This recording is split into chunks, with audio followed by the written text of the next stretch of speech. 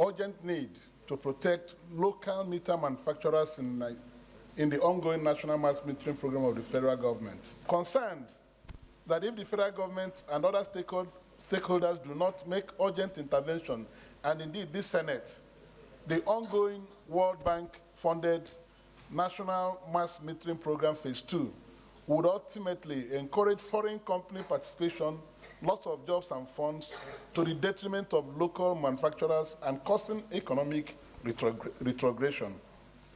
Until when we empower our own local ones, we have for a very long time have manufacturers of meter in Nigeria. There was one in Zaria, which I know very well. Today, they are not functioning. They used to employ over 1,000 people working. They work 24 hours round the clock. Today, they are no more.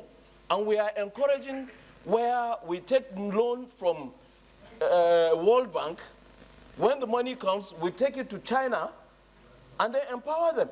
So I think there's no better time that this motion will work than now, when the power sector is working on how to see that every household has a meter.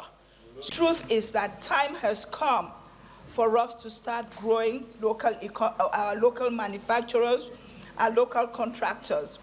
All across, we take loans from China, we take from the World Bank, we take from everywhere, and then they insist that we must use their contractors and their manufacturers.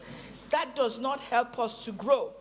To immediately suspend the Transmission Company of Nigeria, TCN, Center for World Bank funded NNPCL Phase 2 in order to undertake comprehensive review of the procurement criteria to prioritize local manufacturing and assembling in line with local content and backward integration policy that catalyzes local capacity building, employment generation, and economic growth for Nigeria.